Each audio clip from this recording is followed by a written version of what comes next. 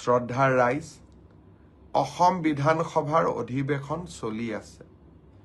অহা 10 তাৰিখে অসম বিধানসভাত আমি নতুন বৰ্ষৰ বাবে বাজেট উপস্থাপন কৰিম। মোক কোনোবাই সুধি আছে আত্মসহায়ক গোটৰ বাবে মই এনাউন্স কৰা 10,000 টকাটো কেতিয়াকৈ পাম।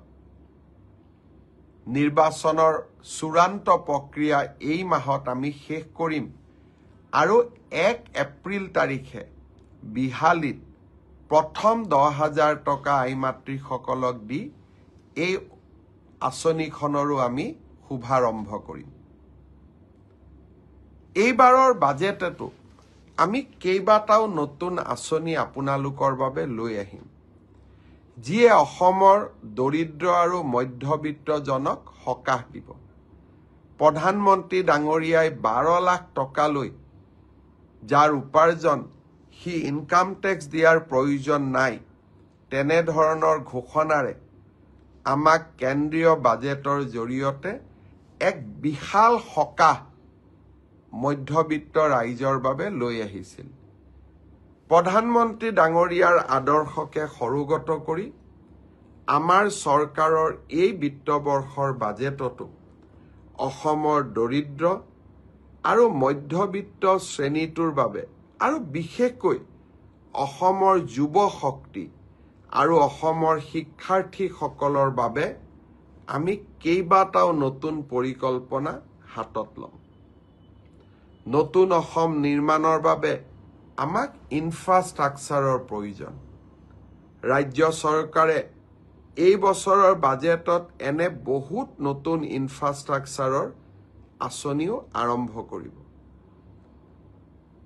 আপোনালোকৰ যদি বাজেটক লৈ কিবা বিশেষ পৰামৰ্শ আছে, উদ্ভাৱনীমূলক পৰামৰ্শ, বহুতে ক'ব মোৰ বিদ্যালয়খন প্ৰাদেশিকৰণ কৰি দিয়ক, তেনে পৰামৰ্শ আমি জানো।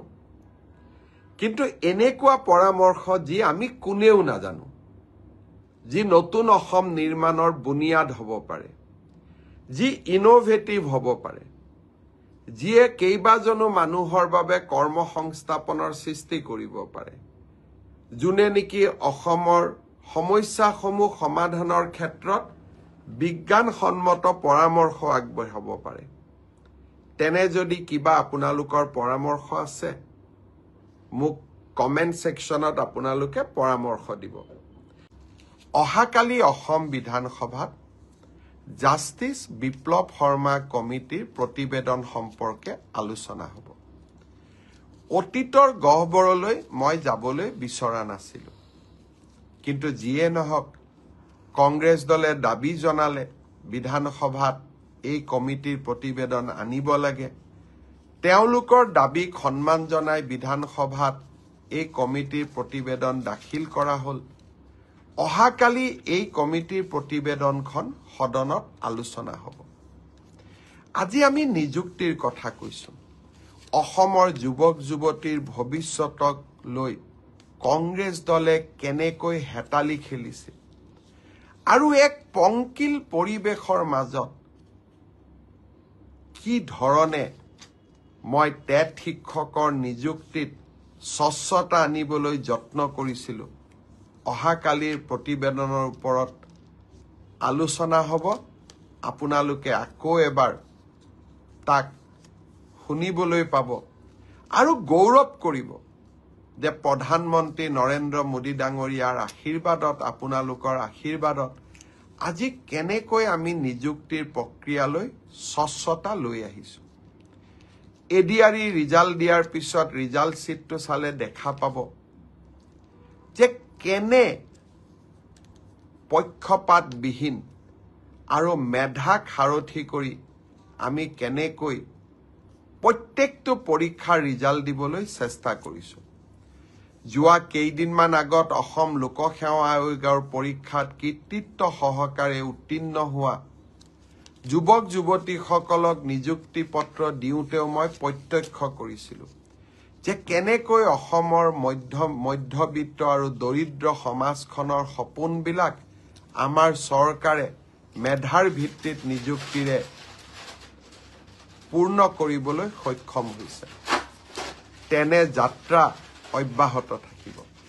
শেষত এডিআৰই পৰীক্ষাৰ ৰিটেনৰ পিছত বহুজনে হোৱাটছআপ যোগে আপোনালোকৰ এডমিট কাৰ্ডসমূহ মোৰ ওচৰলৈ পঠিয়াইছিল সহায় বিচাৰি। বহুজনে ব্যক্তিগতভাৱে লগ পায়ো মোক এডমিট কাৰ্ড দিছিলে যে মামা দাদা পাৰিলে সহায় কৰি দিব। মই বিনম্ৰতাৰে আপোনালোকৰ ওচৰত ক্ষমা খুজিছো। আপোনালোকৰ এই অনুৰোধ মই ৰাখিব নোৱাৰিলো, কাৰণ মেধাৰ ভিত্তিত নিযুক্তি আৰু মেধাৰ ভিত্তিত এডিআৰই পৰীক্ষা সম্পন্ন কৰাৰ বাবে আমি প্ৰতিশ্ৰুতিবদ্ধ।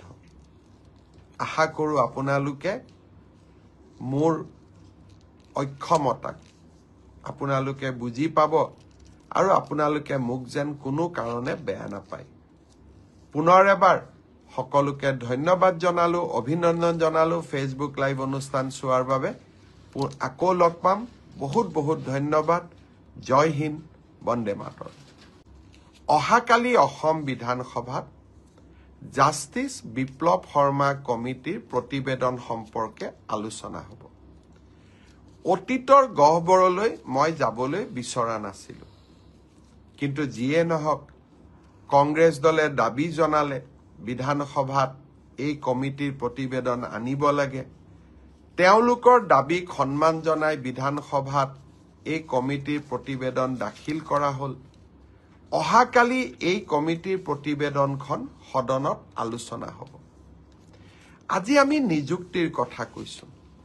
অসমৰ যুৱক যুৱতীৰ ভৱিষ্যতক লৈ কংগ্ৰেছ দলে কেনেকৈ হেতালি খেলিছে আৰু এক পংকিল পৰিৱেশৰ মাজত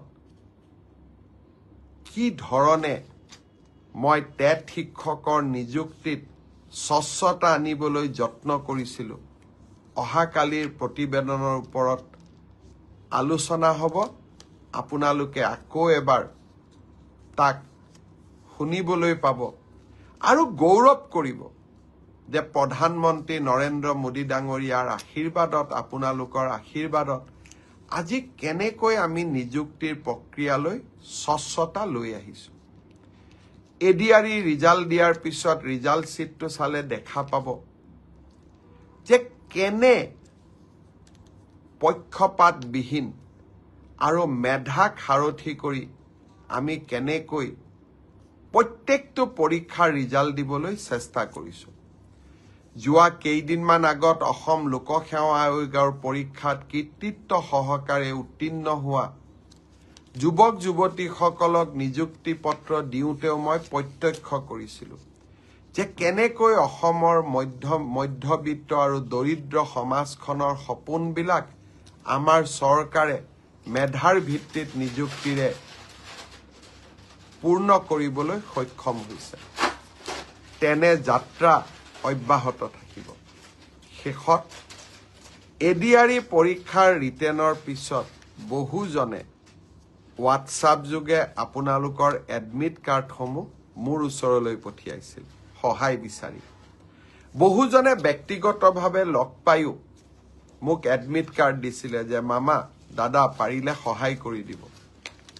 মই বিনম্ৰতাৰে আপোনালোকৰ ওচৰত ক্ষমা খুজিছো।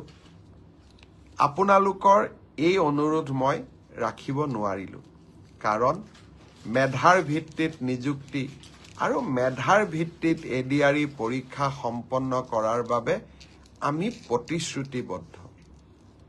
আশা কৰোঁ আপোনালোকে মোৰ অক্ষমতাক আপোনালোকে বুজি পাব আৰু আপোনালোকে মোক যেন কোনো কাৰণে বেয়া নাপায়। পুনৰ এবাৰ সকলোকে ধন্যবাদ জনালো, অভিনন্দন জনালো ফেচবুক লাইভ অনুষ্ঠান চোৱাৰ বাবে। আকৌ লগ পাম। বহুত বহুত ধন্যবাদ। জয় হিন্দ, বন্দে মাতৰম। আমি এইবাৰ এডভান্টেজ অসমৰ সময়ত এখন বিশেষ মেমৰেণ্ডাম অফ আণ্ডাৰষ্টেণ্ডিং কৰিছো, যাৰ জৰিয়তে মঙলদৈত নিৰ্মাণ হৈ থকা দক্ষতা বিশ্ববিদ্যালয়খনত ছিংগাপুৰ চৰকাৰে সহায় কৰিব। আমি এটা স্কিল মেন পাৱাৰ অকল অসমৰে নহয় ভাৰতবৰ্ষৰ বাবে নিৰ্মাণ কৰিব খুজিছো। টাটা টেকনলজি আৰু অসমৰ পলিটেকনিকসমূহত ইতিমধ্যে ৩,০০০ কোটি টকা ব্যয় কৰি আমি ইণ্ডাষ্ট্ৰী 4.0ৰ বাবে প্ৰয়োজনীয় স্কিল মেন পাৱাৰ নিৰ্মাণৰ প্ৰচেষ্টাত ইতিমধ্যে আগবাঢ়িছোঁ। নেলকো নামৰ কোম্পানী এটাৰ সৈতে এইবাৰ আমি এখন মেমৰেণ্ডাম অফ আণ্ডাৰষ্টেণ্ডিং কৰিছোঁ, যি চুক্তিৰ দ্বাৰা অসমৰ হাইস্কুল পৰ্যায়ৰ পৰাই স্কিল মেন পাৱাৰ নিৰ্মাণৰ কাম আৰম্ভ হ'ব। ড'চাল্ট নামৰ এটা ইণ্টাৰনেশ্যনেল অৰ্গেনাইজেশ্যনৰ সৈতে, যিয়ে ৰাফেলৰ দৰে বিমান বনোৱাৰ কামত নিজক ব্ৰতী কৰি ৰাখিছে, যিয়ে আমাৰ অসমৰ যুৱক যুৱতীক বিমান আদি নিৰ্মাণৰ সৈতে জড়িত আৰু বিভিন্ন অত্যাধুনিক কামৰ সৈতে জড়িত স্কিল মেন পাৱাৰৰ দিশে আগবাঢ়িবলৈ সাহস আৰু শক্তি দিব। সৰ্বানন্দ সোণোৱাল ডাঙৰীয়াই ডিব্ৰুগড়ত মেৰাটাইম ইনষ্টিটিউট নিৰ্মাণৰ কথা কৈছে, যাৰ জৰিয়তে অসমৰ ল'ৰা ছোৱালীয়ে বিশ্ব মানদণ্ডৰ জাহাজত কাম কৰিবৰ বাবে স্কিল আহৰণ কৰিব পাৰিব। জাপানৰ কেইবাটাও সংস্থাৰ সৈতে আমি চুক্তি কৰিছোঁ জাপানী লেংগুৱেজ ট্ৰেইনিঙৰ বাবে। তেওঁলোকে আমাক আশ্বাস দিছে যে অসমৰ ল'ৰা ছোৱালীয়ে জাপানীজ লেংগুৱেজ আহৰণ কৰাৰ পিছত জাপানত অন্ততঃ 2 লাখ টকা মাহত দৰমহা পোৱা চাকৰিত অসমৰ 50,000 ল'ৰা ছোৱালীক তেখেতসকলে কৰ্ম সংস্থাপন দিব।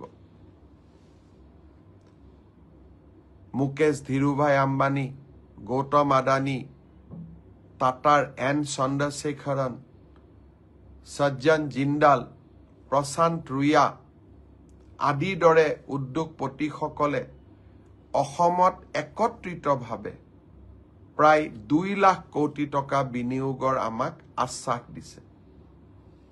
আমাৰ অসমলৈ স্বাভাৱিকভাৱে পৰিৱৰ্তন আহিব, মাত্ৰ আমাৰ সকলোৰে সহায় সহযোগিতা লাগিব। যিসকল উদ্যোগপতিয়ে অসমত উদ্যোগ স্থাপন কৰিবলৈ আগবাঢ়ি আহিব, যিসকলক আমি বিভিন্ন জিলালৈ লৈ যাম, তেওঁলোকক যাতে আমি সকলোৱে আদৰণি জনাওঁ আৰু তেওঁলোকক আমি অসমত উদ্যোগ স্থাপন কৰিবলৈ অনুমতি দিওঁ। মাত্ৰ 3টা বছৰৰ এক আন্দোলন বিবৰ্জিত পৰিৱেশে আমাক ভাৰতৰ অগ্ৰগামী ৰাজ্যসমূহৰ মাজৰ এখন কৰি আজি আমাক প্ৰতিষ্ঠা কৰিলে। আৰু যদি কেইটামান বছৰ আমি যদি অসমক শান্তিপূৰ্ণভাৱে ৰাখিব পাৰোঁ, আমি যদি আৰু কেইটামান বছৰ আমাৰ ৰাজ্যখনক আমি উৎপাদনমুখী কৰি ৰাখিব পাৰোঁ, আমি এখন নতুন অসম নিৰ্মাণ কৰিব পাৰিম। বিগত কেইটামান দশকৰ অশান্তিয়ে আমাক প্ৰতিযোগিতাৰ পৰা আঁতৰাই লৈ গৈছিল। উৰিষ্যা, কৰ্ণাটক, অন্ধ্ৰপ্ৰদেশ, তেলেংগানা, মহাৰাষ্ট্ৰ, গুজৰাটৰ কথা মই নকলোৱেই বা। কেৱল মাত্ৰ হত্যা, হিংসা, আন্দোলনৰ দাবানলে আমাৰ ৰাজ্যখনক এখন পিছপৰা ৰাজ্যত পৰিণত কৰিছিল। আমি কিছুমানে আমাৰ ৰাজ্যখন কিমান পিছপৰা তাৰ পৰিসংখ্যা দি ভাল পাওঁ, কিন্তু আমাৰ ৰাজ্যখনক আগবঢ়াই লৈ যাবলৈ আমি কি প্ৰচেষ্টা কৰিব লাগিব তাৰ বিষয়ে আমি নকওঁ, কাৰণ আমি মানুহৰ দুৰ্ভাগ্যক লৈ ৰাজনীতি কৰোঁ। আমি মানুহৰ দুৰ্ভাগ্য আৰু দৰিদ্ৰতাক লৈ ৰাজনীতি কৰোঁ। আমি এখন নতুন অসম বিচাৰোঁ, যিখন অসমত মানুহৰ দৰিদ্ৰতাক লৈ মানুহে ৰাজনীতি নকৰে, মোৰ অসম মাতৃৰ দুৰ্ভাগ্যক লৈ মানুহে ৰাজনীতি নকৰে, যিখন অসমত মানুহে এখন বিকাশৰ স্বপ্নৰে পৰিপূৰ্ণ অসমৰ বাবে ৰাজনীতি কৰিব মই বিশ্বাস কৰোঁ আজি এটা সময় আহি পৰিল ইয়াৰ পৰা অসমীয়াই সিদ্ধান্ত ল'ব পাৰিব যে আমাৰ যাত্ৰা অগ্ৰগামী হ'ব নে আমাৰ যাত্ৰা আমি আৰু পিছলৈ লৈ যাম সান্দা ভাবুকি বন্ধ ধৰ্ণা ধৰ্মঘট আমাৰ জাতিটোৰ পৰিচয় হৈ পৰিছিল মই বিশ্বাস কৰোঁ এতিয়া আমাৰ জাতিটোৰ পৰিচয় হ'ব ব্যৱসায়ী শিল্পী সাহিত্যিক উদ্যোগী আমাৰ ল'ৰা ছোৱালীৰ অস্ত্ৰ বন্দুক AK-47 বোমা নহ'ব গ্ৰেনেড নহ'ব artificial intelligence quantum physics augmented reality এইবিলাক আমাৰ নতুন দিনৰ চালিকা শক্তি হ'ব এডিআৰই ৰিজাল্ট 7 মাৰ্চ শুক্ৰবাৰে আমাৰ গ্ৰেড 3 আৰু গ্ৰেড 4ৰ যি আমাৰ ৰিক্ৰুটমেণ্ট কমিশ্যন আছে তেওঁলোকে ঘোষণা কৰিব যিমান কেইটা পদ আছে তাৰ বিপৰীতে দুজনকৈ ল'ৰা ছোৱালীক এই পৰীক্ষাত উত্তীৰ্ণ হ'ব আৰু তেওঁলোকৰ মাজত পৰৱৰ্তী সময়ত ৰিটেন টেষ্ট অৰেল অনুষ্ঠিত হ'ব অৰ্থাৎ লিখিত পৰীক্ষাৰ ৰিজাল্ট গ্ৰেড 3 আৰু গ্ৰেড 4 আমি 7 মাৰ্চ তাৰিখে ঘোষণা কৰিম এটা পোষ্টৰ বিপৰীতে দুজনকৈ ল'ৰা ছোৱালীয়ে এই লিখিত পৰীক্ষাত উত্তীৰ্ণ হ'ব শেষৰ নম্বৰটোত যদি বেছি ল'ৰা ছোৱালীয়ে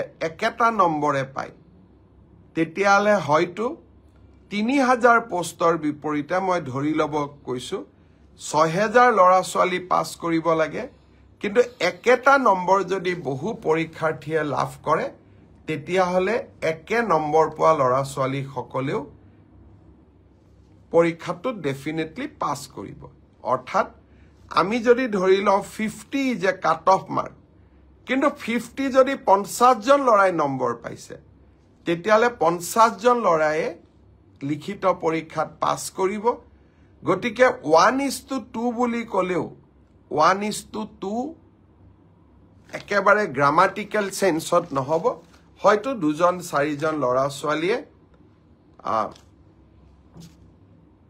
বেছিকৈ পাছ কৰিব এডিআৰইৰ পৰীক্ষালৈ তাৰ ৰিজাল্ট কি হ'ব তাক আপোনালোকে জানেই সেইবাবে মই যিসকলে পাছ কৰিব তেওঁলোকক অভিনন্দন জনাইছোঁ যাতে অৰেলৰ বাবে তেওঁলোক সাজু হ'ব পাৰে আৰু যিসকলে পাছ নকৰিব আমি পুনৰ এই বছৰৰ শেষৰ ফালে নতুন বিজ্ঞাপন দিয়াৰ বাবে চেষ্টা কৰিম আপোনালোকে আৰু এবাৰ পৰীক্ষাত অৱতীৰ্ণ হ'ব আৰু লগতে অসমত উদ্যোগসমূহো আহিব মুখ্যমন্ত্ৰীৰ আত্মনিৰ্ভৰ অসম অভিযানো আছে আমি নিজকে তৃতীয় আৰু চতুৰ্থ বৰ্গত নহলেও বেলেগ ধৰণেও জীৱন সফল কৰাৰ বাবে আমি প্ৰচেষ্টা কৰিম বহুত ল'ৰা ছোৱালীয়ে মোক কৈ থাকে যে চতুৰ্থ শ্ৰেণীৰ পৰীক্ষাত বিএ পাছ কৰা ল'ৰাইও পৰীক্ষা দিছে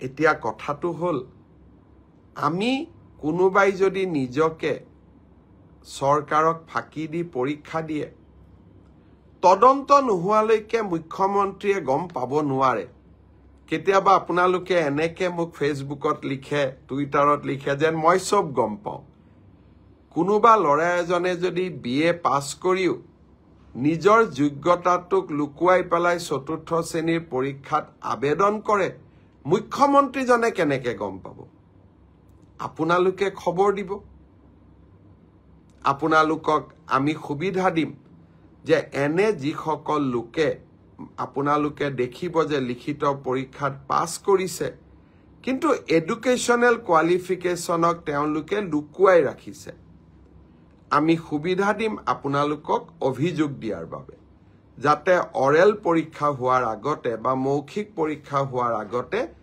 আমি আপোনালোকৰ অভিযোগবোৰ নিৰ্দিষ্ট ইউনিভাৰ্চিটি লগত কথা পাতি আপোনালোকৰ অভিযোগবোৰ যাতে আমি নিষ্পত্তি কৰিব পাৰো আৰু এটা পৰীক্ষাৰ বিষয় মই জনাব খুজিছো সেইটো হল post graduate teacher post graduate টিচাৰৰ ক্ষেত্ৰত মোক বহুতে সুধি আছে ৰিজাল্ট কেতিয়া দিব কিন্তু পোষ্ট গ্ৰেজুৱেট টিচাৰৰ পৰীক্ষা হৈ যোৱাৰ পিছত ইয়াৰ যি আনসাৰ কি আছিল সেই আনসাৰ কি আপোনালোকৰ সন্মুখত আমি দিছিলো আপোনালোকৰ মাজৰে বহুজনে এই আনসাৰ কি খেনিক প্ৰত্যাহ্বান জনাইছে অৰ্থাৎ চ্যালেঞ্জ কৰিছে 2-3টাৰ ক্ষেত্ৰত ইয়াৰ ক্ষেত্ৰত সিদ্ধান্ত লবলৈ 11 মাৰ্চ তাৰিখে এক্সপাৰ্ট কমিটি তেওঁলোকে এখন বৈঠক আহ্বান কৰিছে যে যিসকলে আনসাৰ কি চ্যালেঞ্জ কৰিছে তেওঁলোকৰ যি আমাক কৈছে যে আপোনালোকৰটো ভুল আমাৰটো শুদ্ধ প্ৰতিখন আবেদন আমি পুংখানুপুংখভাৱে বিবেচনা কৰিব লাগিব যাতে আমাৰ ভুল হলেও আমি শুদ্ধ কৰি নিজকে লব পাৰো দিলীপ শইকীয়া ডাঙৰীয়া আমাৰ অসম ৰাজ্যিক বিজেপিৰ সভাপতি তেখেতেও এই ব্ৰডকাষ্ট চাই আছে দিলীপ শইকীয়া ডাঙৰীয়াক মই বহুত ধন্যবাদ জনাইছো যে আপুনি এই ব্ৰডকাষ্ট চোৱাৰ বাবে অলপ সময় উলিয়াইছে আপোনাক বহুত ধন্যবাদ জনাইছো এতিয়া 11 মাৰ্চ তাৰিখে এক্সপাৰ্ট কমিটি বহাৰ পিছত আপোনালোকক মই জনাব পাৰিম যে আমি কেতিয়া পোষ্ট গ্ৰেজুৱেট টিচাৰৰ পৰীক্ষাৰ ফলাফল দিব পাৰিম সেই ধৰণে এলপি এমই পৰীক্ষাৰ ফলাফলৰ বিষয়েও আজি যেনেকৈ অসম আৰক্ষীৰ বিষয়ে মই একেলগে জনাইছো 11 মাৰ্চৰ পিছত মই শিক্ষা বিভাগৰ গোটেই কেটা নিযুক্তিৰ সম্পৰ্কত আপোনালোকক এনেকৈ আগতীয়াকৈ জনাবৰ বাবে মই প্ৰচেষ্টা কৰিম তাৰ বাবে আপোনালোকে মোৰ পৰৱৰ্তী অৰ্থাৎ 11 মাৰ্চৰ পিছৰ কোনোবা এটা ফেসবুক লাইভৰ অনুষ্ঠানৰ বাবে অপেক্ষা কৰিব লাগিব